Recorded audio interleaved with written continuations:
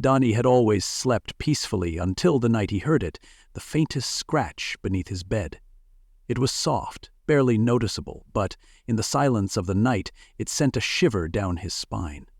He pulled his blanket tighter, convincing himself it was nothing, maybe a loose spring in the mattress or the wind outside.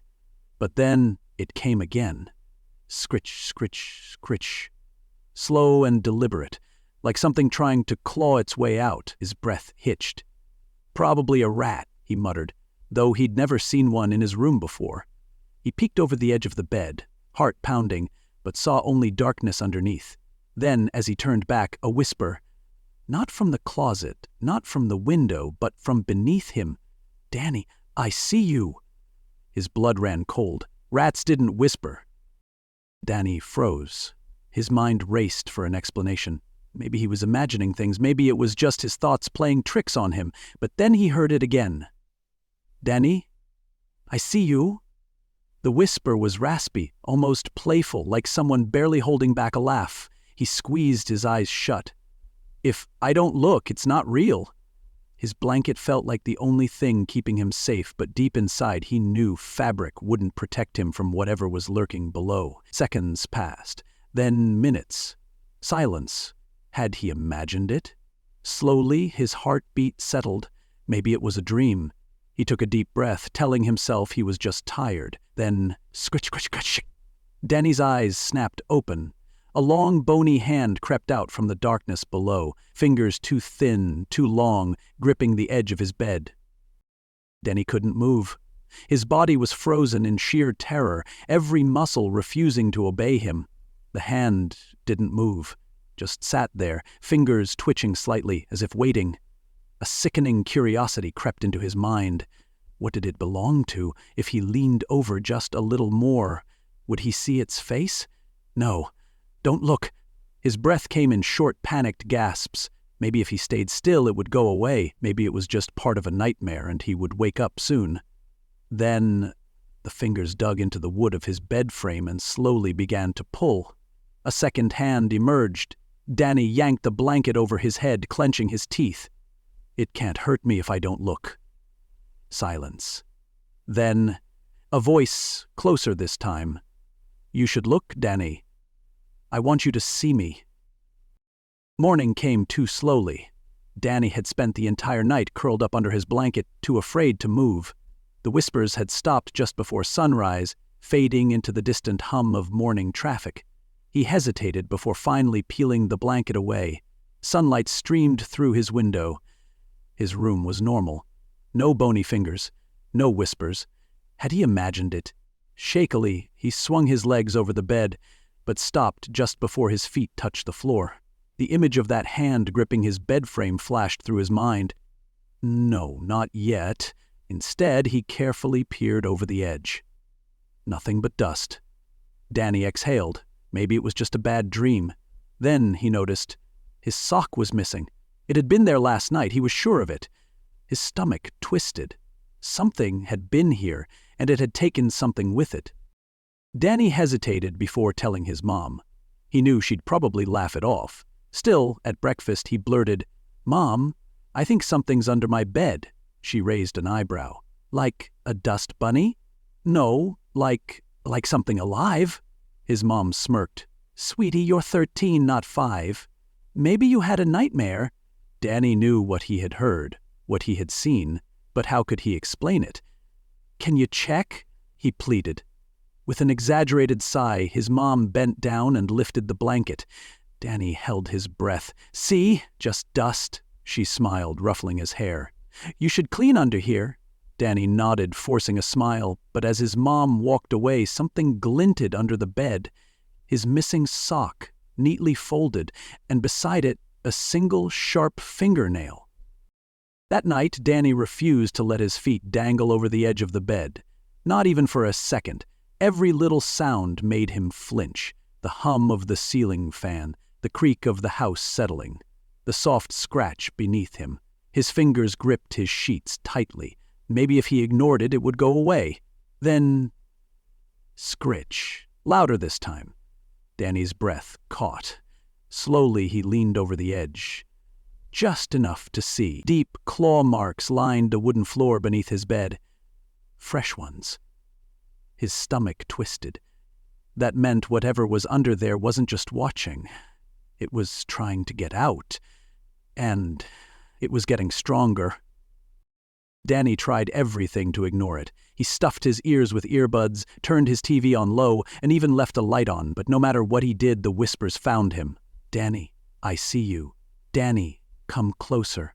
The voice was wrong, too slow, too stretched out, like something struggling to speak like a human. He gripped his blanket tighter. Maybe if he stayed quiet, it would stop. "I know you're listening." Danny clenched his teeth. His room was too small to run, and he wasn't about to step onto the floor, but something told him that if he ignored it for too long, it would come looking for him. Danny had an idea. If there was really something under his bed, it had to move at some point, right? So he placed a few old toys under there, arranging them carefully. If anything crawled out, it would have to move them. Then he waited. Hours passed. Nothing. Maybe he had been wrong.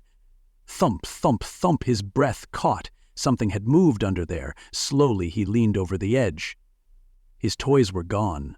No, not gone, rearranged, as if something had crawled past them. Danny's stomach twisted. It wasn't just under the bed. It was crawling around.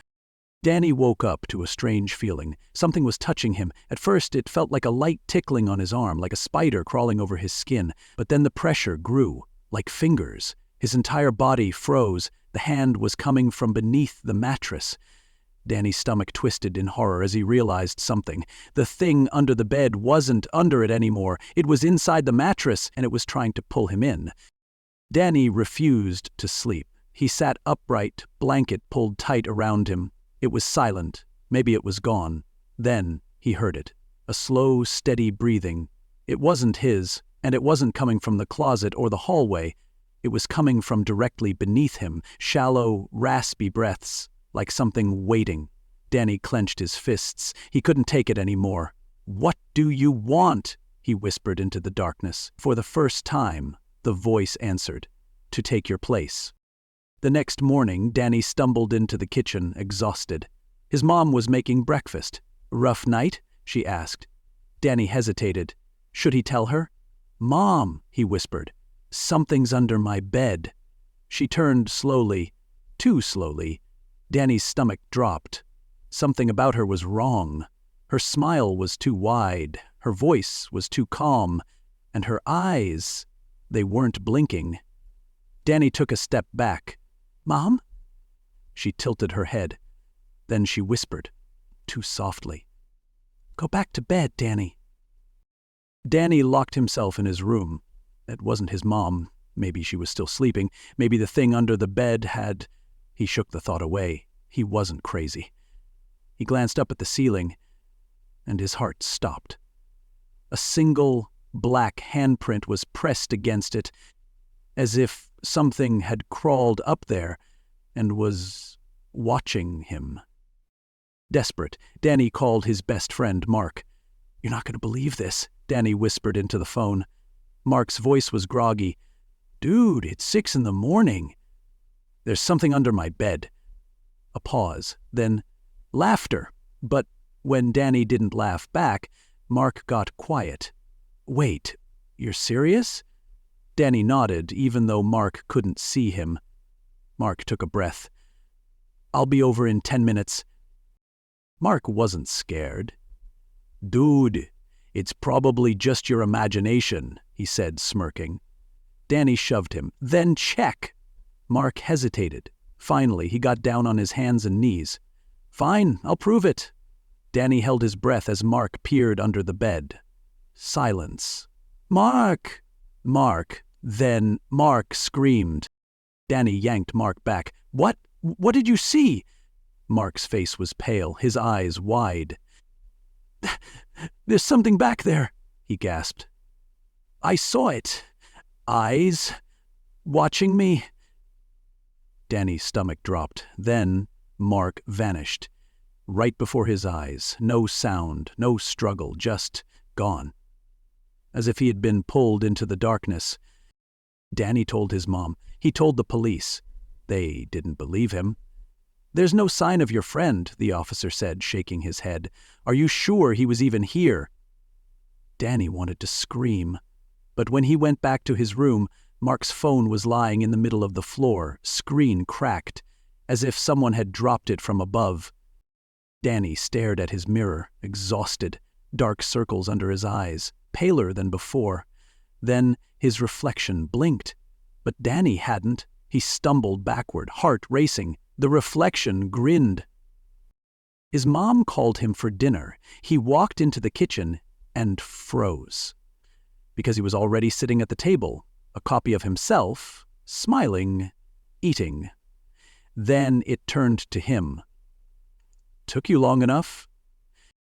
Danny's stomach twisted as he stared at the thing sitting in his chair. It looked exactly like him. Same hair, same clothes, same face. But something was wrong. The smile was too wide. The eyes were too still. His mom didn't even notice. "Danny, sit down," she said, setting a plate in front of the fake him. Danny took a step back.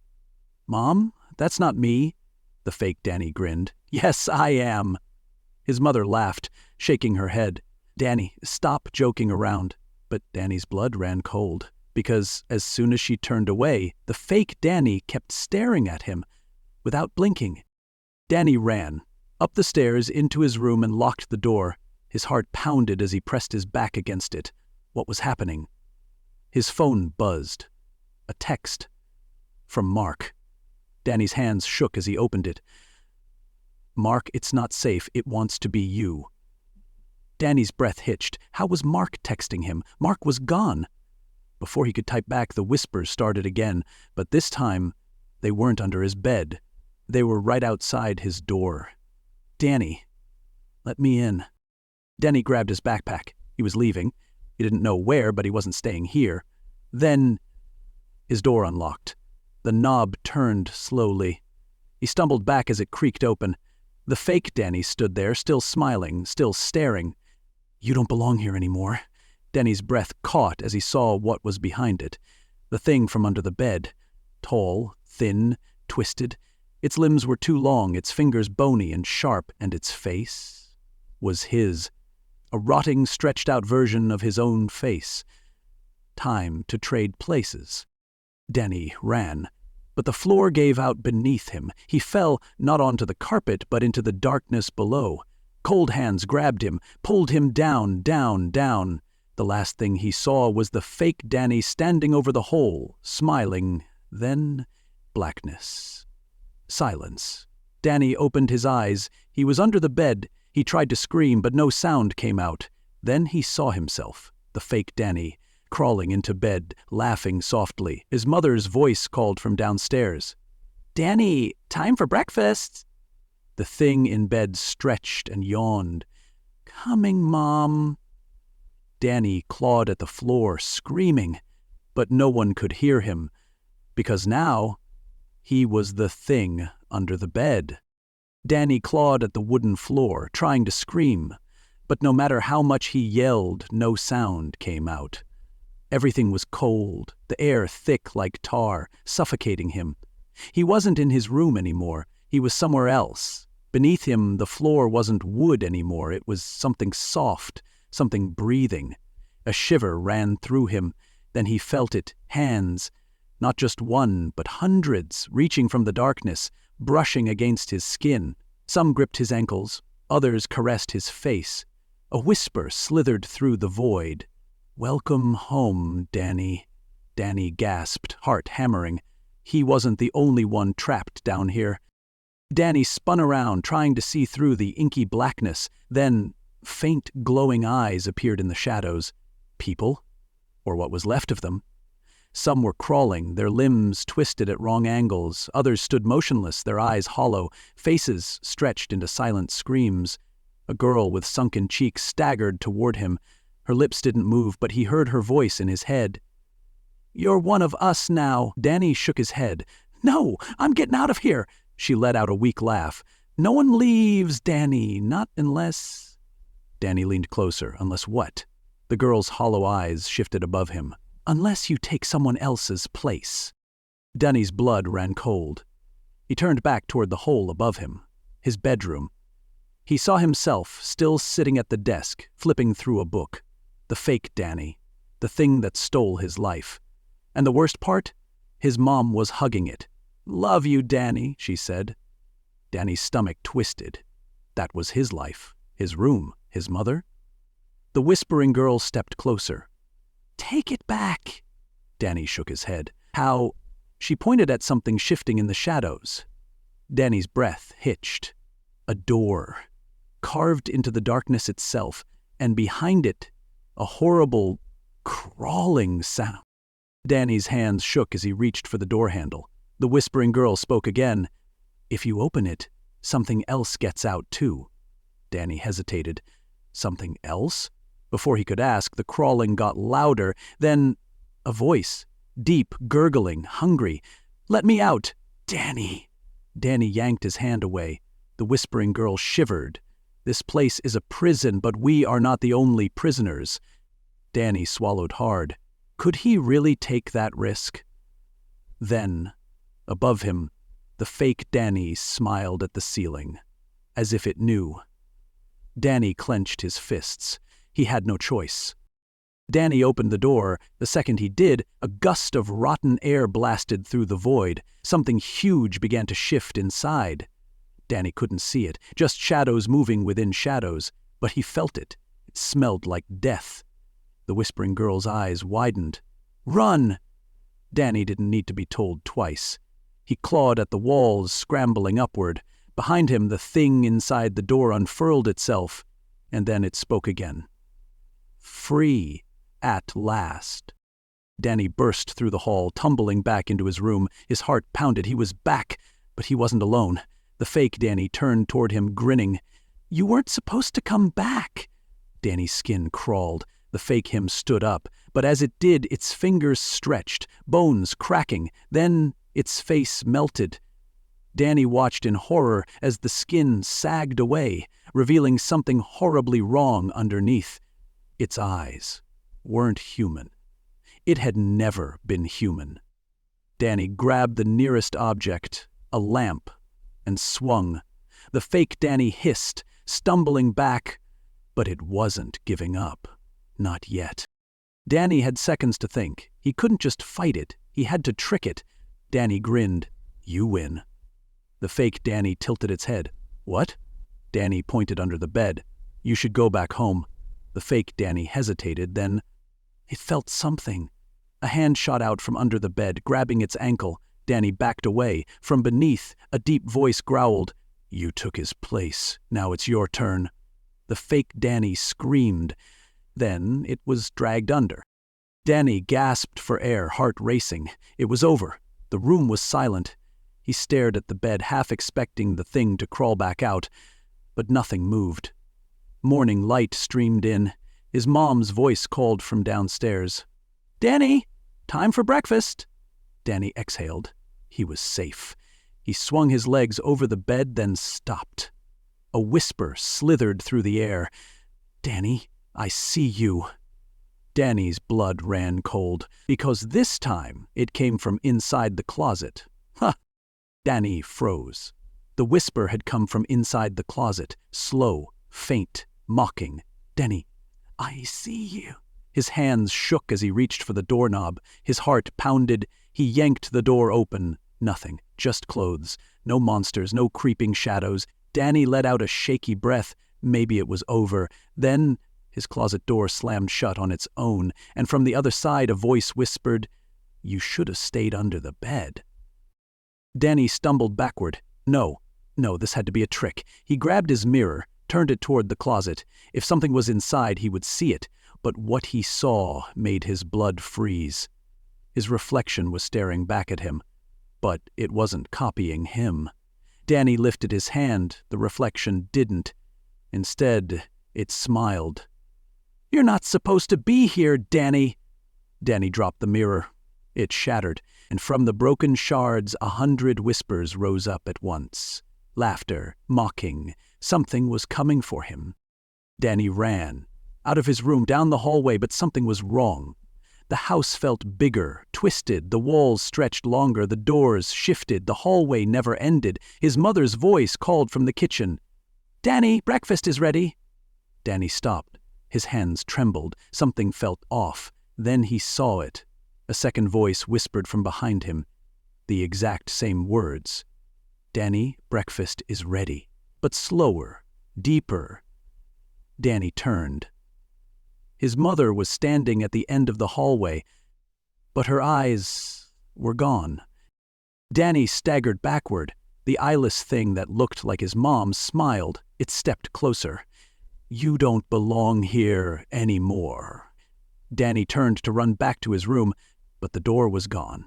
Instead, there was only his bed, and underneath, the darkness was waiting. Danny's mind raced. Two choices: face the thing wearing his mother's skin, or crawl back under the bed.